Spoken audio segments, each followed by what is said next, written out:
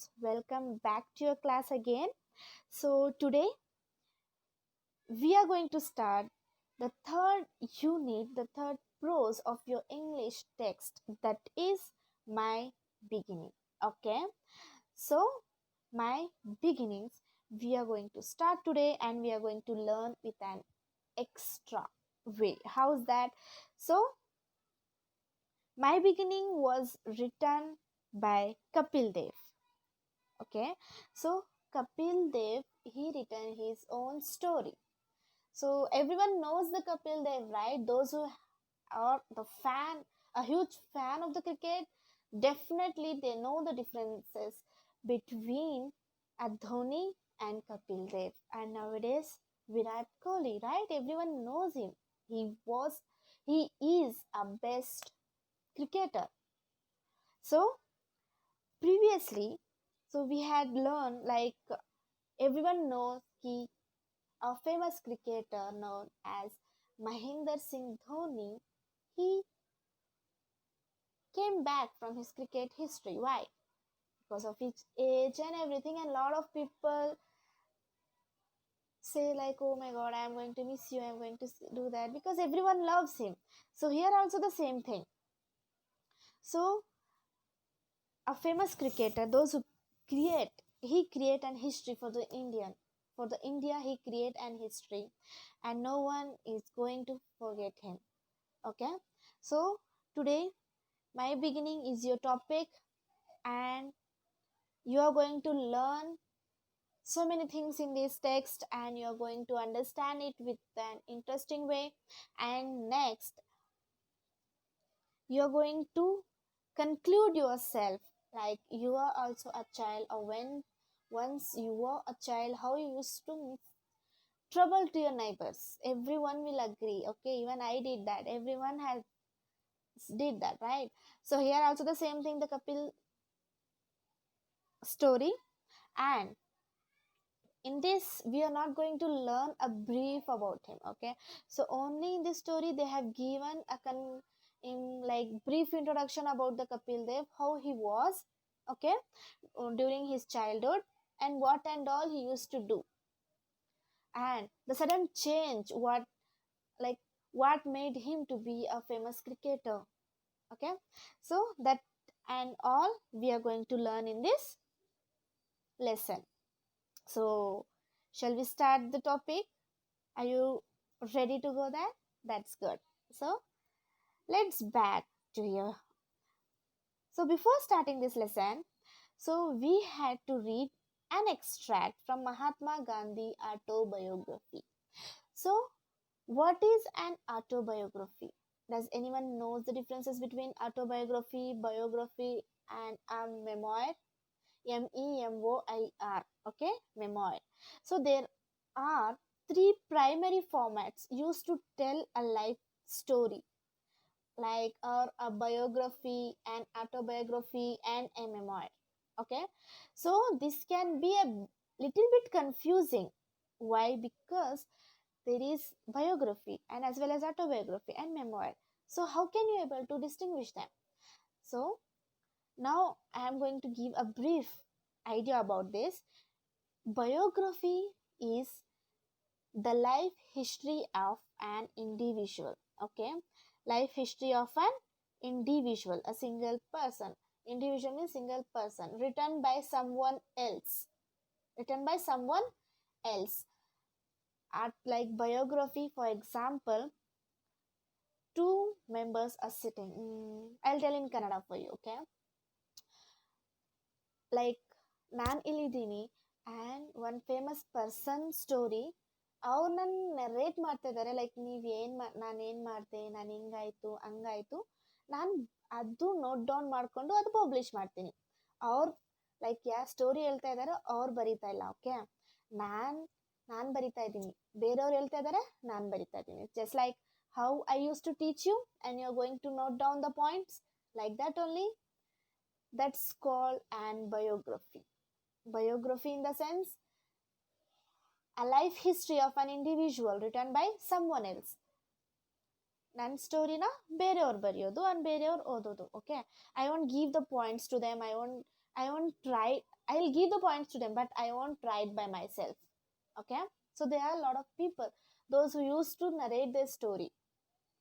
Okay. And as you know, ki Mahatma Gandhi, a father of our nation, he wrote his own life history by his own words. Like that only, here also the Kapil Dev, my beginning, he written by his own way. That's not an biography. Then what about autobiography? So autobiography is the story of a person's life written by that person. So like that only, ನನ್ನ story ನಾನೇ ಬರ್ಕೊಂಡು ನಾನೇ publish ಮಾಡ್ಕೊಂಡು, like I am giving the introduction, for I am giving a full history of my life. Okay, so that's called autobiography. So I hope this is clear to you, like what is autobiography and all. Okay. Okay. Then next, memoir. So memoir, it's not there for you, but again I would like to say you key memoir, memoir, memoir is a collection of memories written by the person themselves. Okay, like autobiography, they have to return their life history, but for the memoir they have to write their good memories by themselves. Okay, so yeah, that's that's it for the autobiography and the biography differences. Okay, so there are so many authors and writers, they have written autobiography. So we'll learn that. I'll give the example one, like Einstein, the life and times by Ronald William Clark. So he has written his biography. And autobiography, the who write by themselves, is the story of my life by Helen Keller. Yeah, the story of my life, Helen Keller, that she wrote an autobiography. And for the memoir, I know why the cake bird sings by Maya Angelou. Okay, so that's, I know that's up to your head, so no need to worry about that. Okay, so now come to the lesson. So okay, I'll read it. Before reading that, I would love to say, please take out your textbook and try to read by your own self. Okay, so here I'll make a point here. Okay, okay. So when I was in the 7th standard, Darobji Edulji Gimi was a headmaster.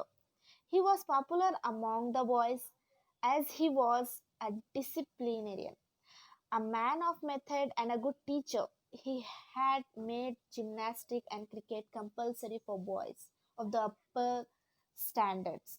I disliked both. I never took part in any exercise, cricket or football. Before they were made compulsory, my shyness was one of the reasons for this aloofness, which I now see was wrong. I then had the false notion that gymnastics had nothing to do with education. Today, I know that physical training should have as much place in the curriculum as mental training. So, this is the extract from Mahatma Gandhi's autobiography. So, in this para, he is giving an importance to the physical education, physical training like cricket, football, everything, gymnastic. So everything is giving an importance for that. And he's telling during his time, his teacher used to give importance to the upper class people. Obviously, before that, they used to give a lot of importance to the upper class people as well. So here also the same thing happened, and he disliked the most. And then one negative point what he had was, he used to be a very shy person, and he regret for that. He can't able to stand in front of everyone, he can't able to convey his message to anyone, he can't able to say anything to his teacher. So the thing is, for in this para, what we have to learn, what you have to learn, you doesn't want to be a shy person. Okay, that's your right, you can ask anything what you are getting question in your mind. Okay, that's the main thing. Okay, next, jump to the next lesson. Okay, the first thing of the Kapil Dev story. Here it starts. Looking back at my life, I have come to the conclusion that beginnings never know ends. For me, it's all started in Chandigarh, a small town nestling in the foothill of the Himalayas. I was born on a cold winter morning. My mother, who is a simple woman, could not read the time, but she knew it was early in the morning. The date 6th January 1956 was thankfully recorded because a cousin of mine was born on the same day, around the same time, and with the same name. I grew up among six other brothers and sisters, all older than me, except one sister who was a year younger. So, here in this para, looking back at my life, so he's seeing his life back, like thinking his life back, he had come a conclusion, he had come an end, like he thought he our life doesn't have the end for the beginning. So we, like, whenever we want to start a new thing, we can. It's not like we should not think, okay, now I am in a ninth standard, how can I learn the basic things, because it's not my cup of tea. But you can. Even today there are so many people, they are learning the alphabets during the age of 30, during the age of 35. So it's not the end. There won't be any end for the new beginning. For me, it's all started in Chandigarh, a small nestling. So in your textbook, you can see the meaning of the nestle, to be surrounded by something, especially hills or countryside. Okay, chick, like nestling in the sense small. Okay, so at the end of the mountain. Okay, then, so just a second. So here, nestling is a word in the foothills of the Himalaya. I was born on a cold winter morning. Okay, was born in a cold winter morning. Then he said, my mother was a simple woman, could not read the time. And that time, obviously, during that time, a lot of mothers doesn't know give on what time the child had born. So even like not even today, but today's everyone knows the okay exact time the child was born. But on the previous day, it's not that much. No one will give the importance for the time on that time. So here the date they have mentioned here, that is 6th January 1959 was thankfully recorded because a cousin of his was born on the same day, around the same time, and with the same name. And he grew up six other brothers and sisters, all older than me, and everyone was older than him except one sister who was year younger, 1 year younger of him. Okay, is clear to you this para? Good. Now we'll go to the next. Okay, so just a second. Now we'll go to the next is second.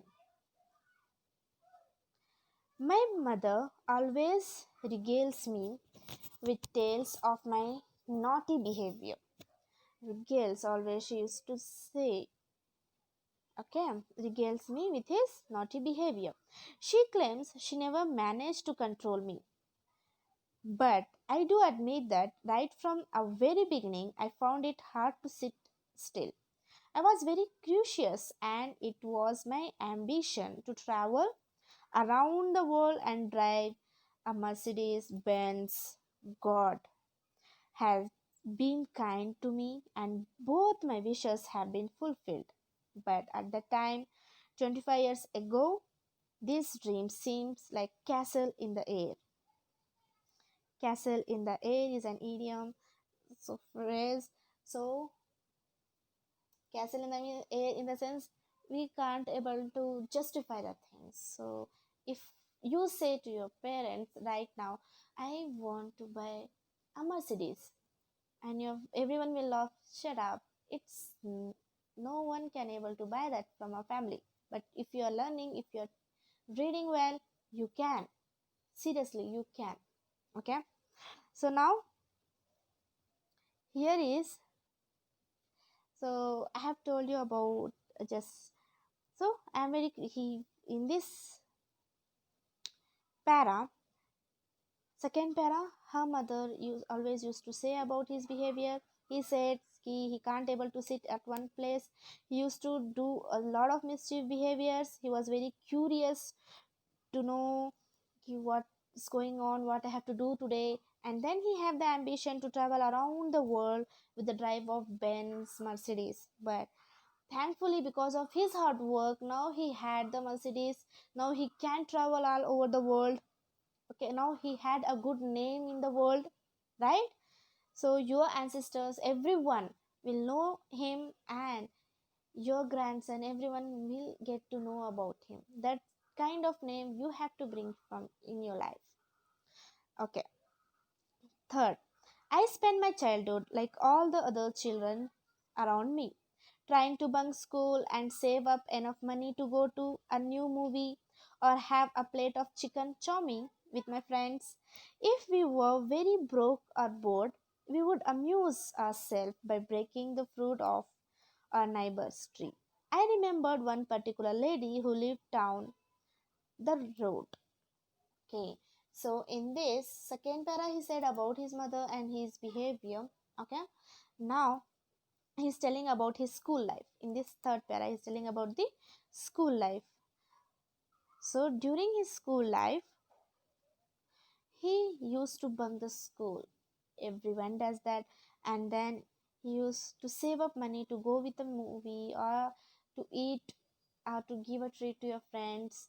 And then if he get bored, he used to amuse. Okay, then we would amuse. So amuse in the sense entertain, and entertain themselves, ourselves, so themselves, by breaking fruits of our neighbor. So by breaking fruits of their neighbors. So here, I hope everyone did that, and you also get to know ki you had troubled your neighbors. No one was here without troubling their neighbors. So here also the same thing. He did that. Then next, so he said one of a lady from us who had a beautiful garden, okay, which she took great pride in. In it, she had papaya and pomegranate trees. Now, okay, so she had papaya and pomegranate trees. I now sympathize with her. Sympathize in the sense pity, okay? So here, sympathize in the sense pity, feeling very pity with her. But in those days, most of her time was spent planning how to get into her garden and pick the fruit off the trees. In fact, one day we had climbed over the wall and were perched on the tree when the lady walked out with some guests. Okay, then she was entertaining them for tea right under the papaya tree. There were two of us on the tree, and okay, so there were two and two others on the road. On the other side of the wall, the two fortunate ones who had been outside ran away, but my friend and I had to sit still for nearly 2 hours till the tea party ended. That was the day I discovered the rash that papaya sap can cause. Okay, so here he's telling about the papaya and the pomegranate story. Okay, sorry for that. So he said the story of the papaya and the pomegranate and the neighbor who used to sit. And what happened on that day? One day they climbed over the wall to preach the tree, but they doesn't know ki lady was sitting with her guest. Okay, she was entertaining by giving the tree under the papaya tree. Okay, then the two of his friends went out of the wall, okay, another side of the road, and two of them hanging on a tree. So who are they? So here he and his friend. Still nearly how many hours? 2 hours they are waiting for that lady to finish her tea. a party, then after that they can able to jump from there. But here papaya sap, so the sap is the white milky, with a raw papaya it will come, okay. So the sap, for that sap he got some rashes on his body. On that time he get to know ki papaya sap can able to give rash on his body, okay. Now next, okay, so here you can see the image, okay, of this. I had, so from here I am starting, okay. I had a hard time explaining it to my mother, but I got even the next day when our neighbor went to Delhi for a couple of days. She had 92 pomegranates on the tree in her garden. She counted them every day because she knew we were up to mischief. As soon as her back was turned, we took down all 92, ate whatever we could, and distributed the rest. I remember the walloping I got from my mother when walloping, okay? I got from my mother when she was told about it on the neighbor's return. Now, that very lady, with great pride and affection, tells anyone who cares to listen how I had taken 92 pomegranate from her garden and left the seeds behind. Okay, so here again he is telling the story of the same lady. Okay, so once in a Delhi, she had when a lady went neighbor, she had how many pomegranates? That is 92. She counted the pomegranates, but a author, a Kapil Dev, doesn't know ki his neighbor has counted everything. So his and his friends eat them and they left beside a seats. Then she tried hard to explain her mother. I remembered the walloping. So walloping in the sense shock. She gave me a shock walloping, like, so walloping is a shock. I remembered the shock I got from my mother when she was told about it on the neighbor's return, because he doesn't know ki his neighbor know how many pomegranates were there, but they ate everything and they came back, and his mother was waiting over there, and she said ki you did this, and what happened? He became shocked. How does she know about that? When she was told about it on the neighbor's return. Now that now so the present day, during his childhood that neighbor scolded him, during in this present day, the great pride that lady will say with a pride and affection, see in my neighbor that Kapil Dev used to come and he had that 92 pomegranates, he's so mischief, so she used to say the things. So this